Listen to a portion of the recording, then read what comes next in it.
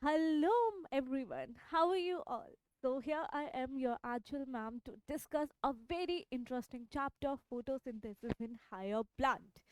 This is a process without which any plant or animal won't be able to survive. Okay, so what is basically this photosynthesis is? Photosynthesis is basically uh, when a plant makes food. What is food for plant? It is carbs, carbohydrate. Okay, so as you can see here, that plants takes up carbon dioxide, and with the help of light and water it makes carbohydrate and releases oxygen. So this is how a plant makes food, and this looks so simple, right? Very simple. That plant takes up carbon dioxide and make carbohydrate, but it's not that simple.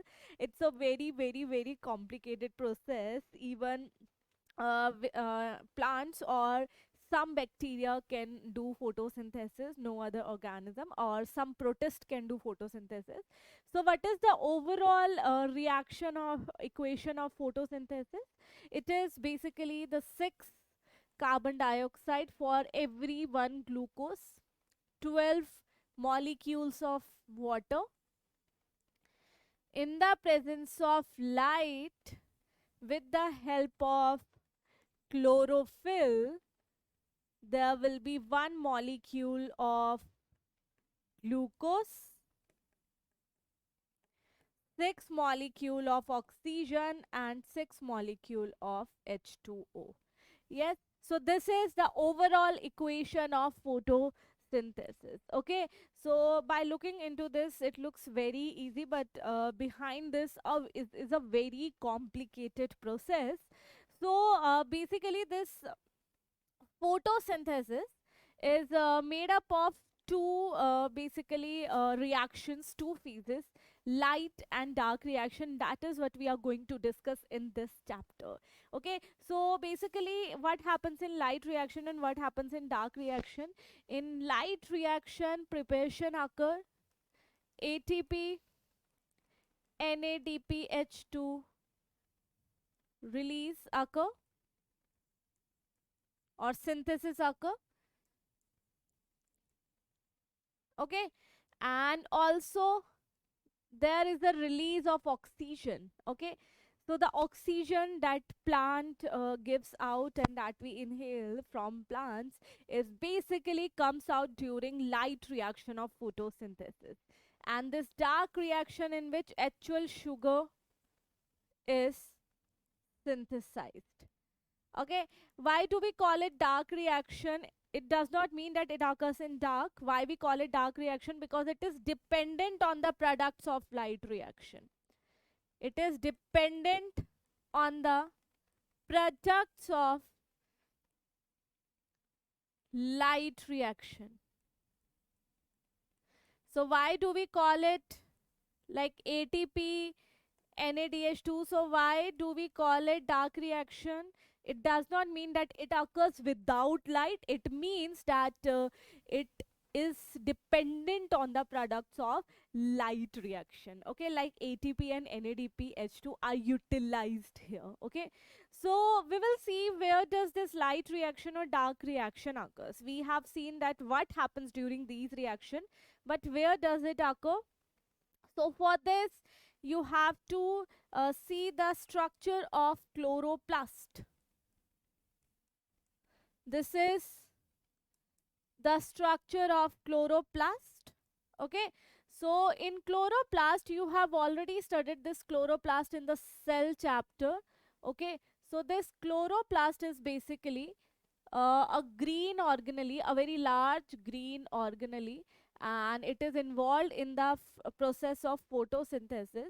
It has two membrane, outer and inner, which means it is a double membrane bound organelle. Okay, it is a double membrane bound organelle, which means it has two membrane. Then it has a disc shaped structure known as thylakoid. This disc shaped structure is known as thylakoid, and a group of thylakoid, and the group of thylakoid is known as granum. Okay, so this whole group of thylakoid is known as granum, and in plural we call it grana. Plural is grana. Okay, so light reaction occurs here. Light reaction occurs here, either in thylakoid or in granum. Both are same thing because granum is a group of thylakoid. So light reaction occurs. It depends upon the option. Both are correct, thylakoid and granum. And this is stroma beta. This fluid matrix inside the chloroplast is stroma. Here dark reaction occurs. Here dark reaction occurs. So you have seen that here in this green membrane, green part, light reaction occurs, and in this fluid matrix, dark reaction occurs. So in light reaction, the chloroplast is doing the preparation, and in uh, stroma, the chloroplast is actually making the sugar, which is glucose. Okay, so here we are going to first start with light reaction. Okay, so light reaction is of two type. Okay, first that we are going to study, that you can see here, is non-cyclic photophosphorylation. You can see here non-cyclic photophosphorylation. Okay, I will split the word and explain it to you. Here non-cyclic means non-cyclic flow of electron. So once electron are gone, they are not coming back. Photo means light, energy, and phosphorylation means formation of ATP. Okay, so here's electron, the movement of electron is something related to formation of ATP. Non-cyclic means once the electron is gone, they are not coming back. And this whole diagram explains us the synthesis of ATP, and we call it chemiosmotic theory. We call it chemiosmotic theory. It explains the synthesis of ATP, that how ATP is synthesized. It explains the synthesis of ATP. Okay, so let's see. So there are two photosystem present on the membrane of thylakoid. Beta, this is a thylakoid. Okay, this is a thylakoid. This is not a chloroplast. This is a thylakoid. You have seen it here. They have made a structure, this structure. Okay, this is not, that is not a chloroplast, that is a single thylakoid. That is a single thylakoid. Okay, so the pigments are present in a group known as photosystem. Photosystem means group of pigments. Okay, like chlorophyll A, chlorophyll B, carotenoid, xanthophyll, they are present in the group, and it is of two type, photosystem 1 and photosystem 2. Okay, they are named after their discovery. Photosystem 1 was discovered earlier than the photosystem 2. Okay, but work of photosystem 2 comes first. Okay, photosystem 1, their chlorophyll A has maximum absorption at 700 nanometer. The chlorophyll A absorb maximum at 700 nanometer. That's why the chlorophyll A is known as P700. But here in PS2, the chlorophyll A has maximum absorption. It absorbs maximally at 680 nanometer. That's why here the chlorophyll A is known as P680. Okay, so there are two photosystems which are present on the thylakoid membrane. This pink color thing is nothing but thylakoid membrane. This is the membrane of thylakoid, and inside we call it lumen. Inside we call it lumen. Okay, and outside it is stroma. Outside it is stroma, inside it is lumen. Okay, what is stroma? This fluid matrix is stroma. Okay, so the inside of thylakoid is known as lumen and outside of thylakoid is known as stroma. So what happens here is very simple. The lights fall on PS2. The lights fall on PS2. What is PS2? A group of pigments whose chlorophyll A has maximum absorption at 680. So the light falls on this, electron are removed. Okay. So chlorophyll A absorbs the energy and its electron are removed. And electron moves into ETS. Electrons move into electron transport system. So what is this, beta? From here to here, it is electron transport system. So they ask you which thing connects PS2 to PS1.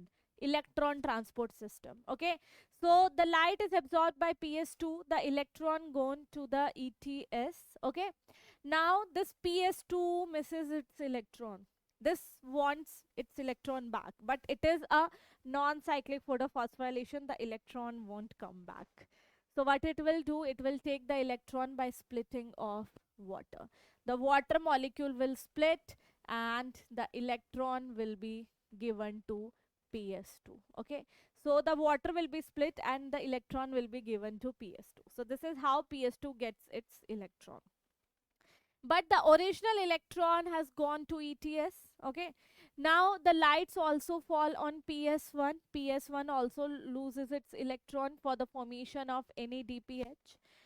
PS1 also misses its electron, but PS1 will gets the electron, original electron of PS2. Okay, so I will again explain you. When light falls on both PS photosystem, electrons of both are removed. PS1 electron will go to the for the synthesis of NADPH2, and their electron will be replaced by the electron of PS2 coming from the ETS, and PS2 will get its electron from the splitting of water. Splitting of water also releases protons. And when the electrons are moving in the electron transport system, the hydrogen are basically added into the lumen. So because of that, there are two things. Because of hydrogen concentration increases inside the lumen, first due to splitting of water, second when electron is moving, they also basically add the hydrogen inside the lumen, due to which the lumen has high hydrogen concentration and the stroma has low hydrogen concentration, due to which some imbalance of hydrogen concentration occurs. Now, thylakoid does not like this imbalance. So, thylakoid, what it will do, it will say, it will just order the protons to go back. So, protons will go back with the help of F naught. Proton will go back with the help of CF naught. Okay, and when they go back to the stroma, this F1 part leads to the synthesis of ATP. This F1 part leads to the synthesis of ATP. Okay, so let me tell you, the CF naught and CF1 are the proteins of, or are the parts of, an enzyme known as ATP synthase, and both help in ATP synthesis. So what I explained to you, the hydrogen ion concentration increases inside lumen, it decreases inside stroma. Imbalance of hydrogen ion created, so thylakoid does not want it, so thylakoid will make the hydrogen ion go back to the stroma. And how? Through F naught part. Because of that, F1 will synthesize the ATP. So ATP is formed why? Because hydrogen is going back. Hydrogen is going back. So this is how ATP synthesis occur. This is how ATP synthesis occur. Non-cyclic photophosphorylation. But there is also a cyclic photophosphorylation. There is also a cyclic photophosphorylation. As you can understand from here, cyclic means cyclic flow of electron, and photo means light, and phosphorylation with ATP synthesis. Here electrons are coming back, and here only PS1 is involved. Here only PS1 is involved. Okay, there is no PS2 involved here, only PS1 is involved, and there is no NADPH2 is synthesized in cyclic photophosphorylation, and there is no splitting of water. There is no splitting of water molecule, and there is a no release of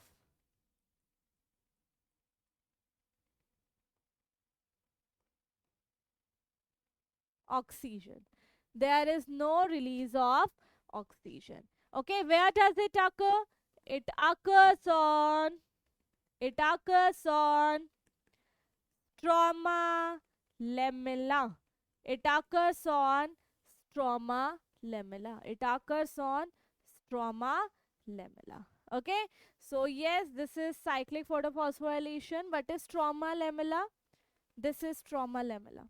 The one that connects to thylakoid is known as stroma lamella. Okay, the one that connects to granum is known as stroma lamella, and where the cyclic photophosphorylation occurs here. Okay, so this is about cyclic photophosphorylation. So light reaction is completed, ATP synthesized, NADPH2 is synthesized, oxygen will no longer be involved in any other process further. So now the ATP and NADPH2 will be used further. And the dark reaction, in the dark reaction, first we are going to understand about C3 cycle, also known as Calvin cycle. Why do we call it C3 cycle? Because it was studied by Melvin Calvin. Okay, it has 3 steps. Okay, where does it occur? First of all, this C3 cycle occurs in all the plant. Occurs in all the plants. Okay, so it occurs in all the plants. There is no exception. And this C3 cycle, basically the plants that has only C3 cycle, those plants are known as C3 plants. So those plants which does only C3 cycle are known as C3 plants, and the plants which does C3 plus C4 cycle are known as C4 plants, which does C3 cycle plus C4 cycle are known as C4 plants. Okay, so these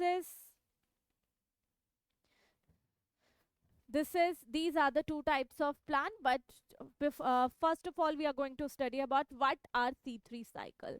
Okay, so C3 cycle starts with ribulose biphosphate.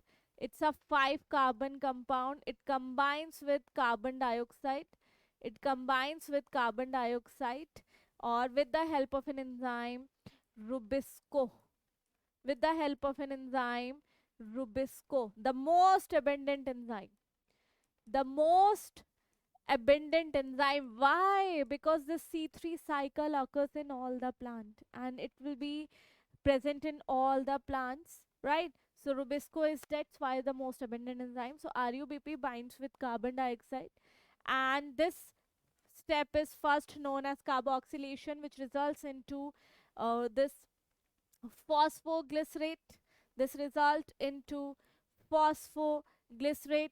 There will be two molecules of phosphoglycerate, okay, and there will be two molecules of ATP and two molecules of NADPH2 are utilized.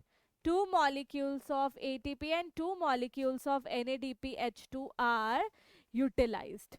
Okay, and here the second step reduction, the two molecule of triose phosphate is formed, which will go and form glucose. It will form glucose, and other will regenerate the RUBP. This is the third step. Other will regenerate RUBP. This is the third step, and here one molecule of ATP is utilized. Okay, one molecule of ATP is utilized. So there are three steps: carboxylation, reduction, and regeneration. Carboxylation is most crucial. It is most crucial. Okay, and for for one carbon dioxide 12 1 carbon dioxide, 3 ATP and 2 NADPH2 are utilized. Okay, but for one glucose 6 carbon dioxide are required, which means 18 ATP and 12 NADPH2 will be utilized. So for one glucose, the expenditure is 18 ATP and 12 NADPH2. Okay, for one glucose, the expenditure is 18 ATP and 12 NADPH2. Okay, so this is the expenditure of one glucose. This is the expenditure of one glucose.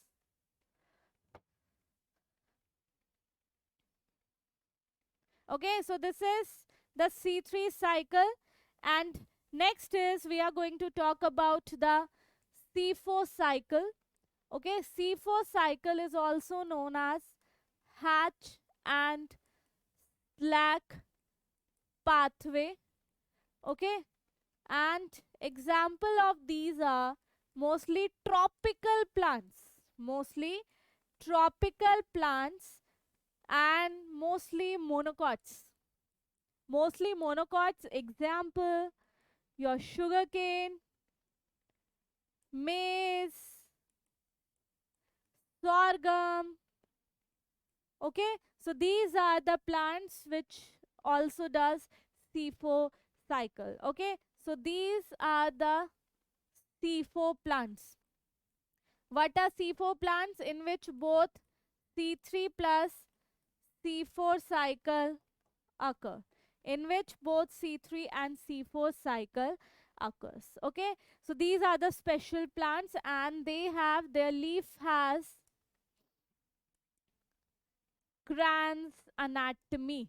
The leaf has crans anatomy. It's a special type of arrangement because they will have vascular bundle.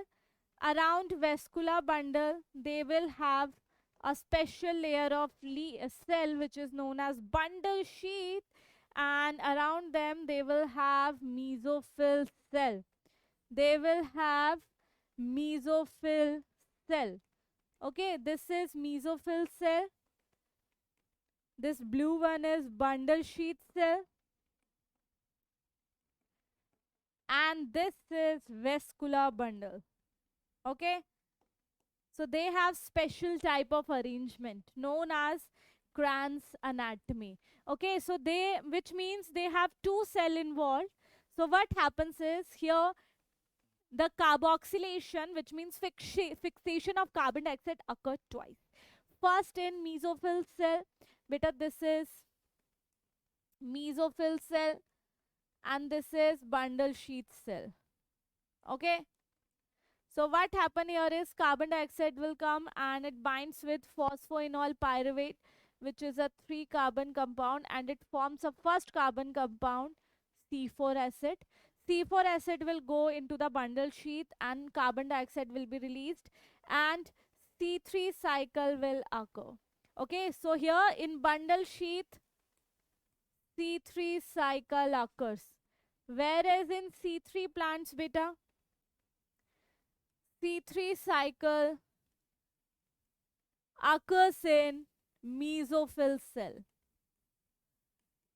And here the C3 cycle in C4 plants occur in bundle sheath. Occurs in bundle sheath. Okay. So yes, so these are the plants. So carbon dioxide will be removed here, and once the carbon dioxide is removed, it will move into Calvin cycle.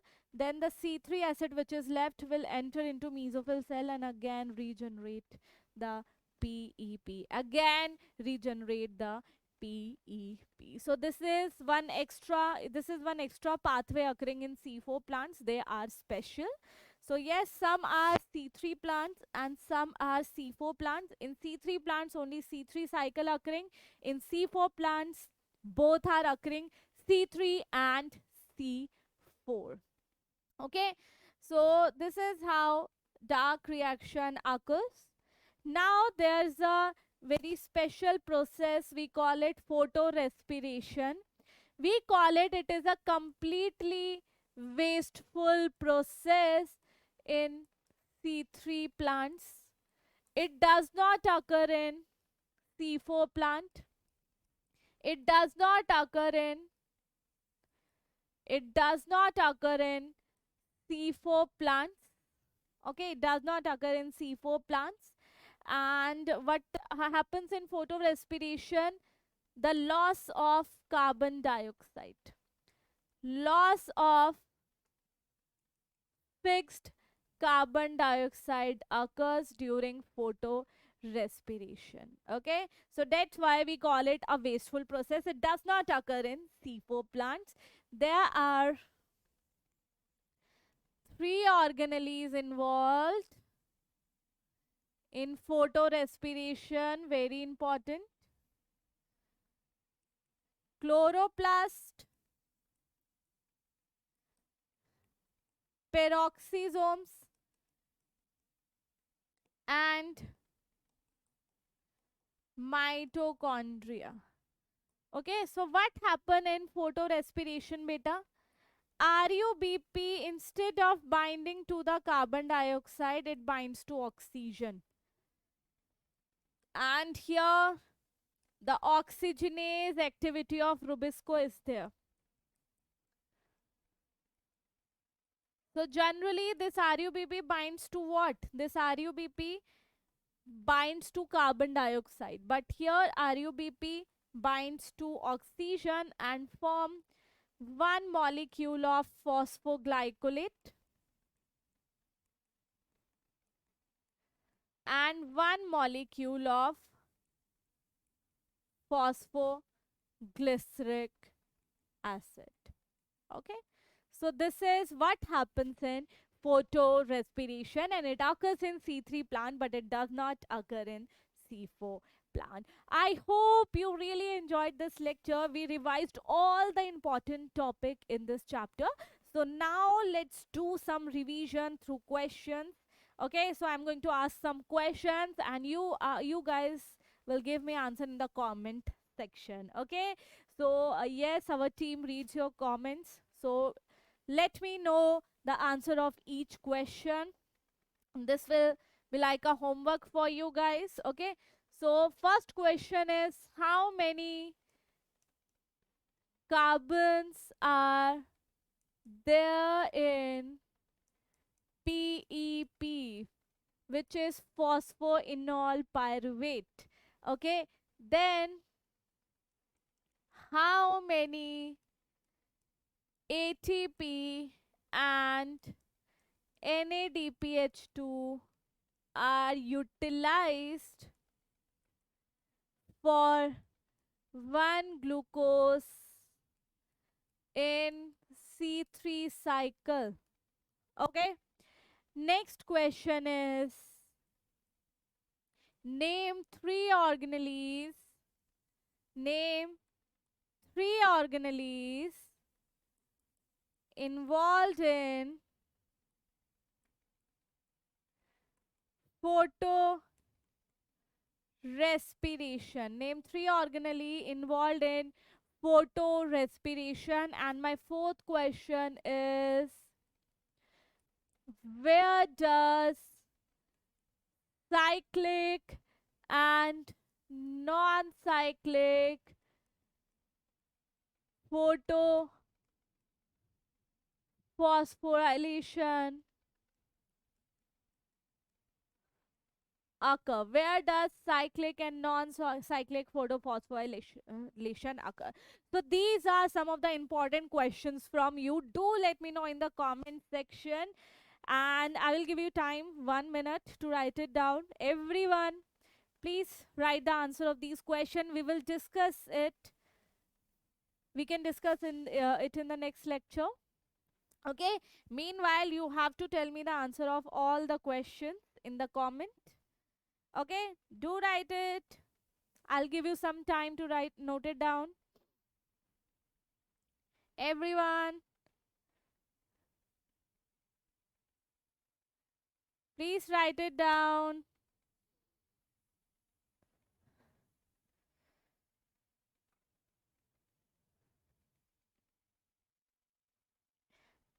Okay, so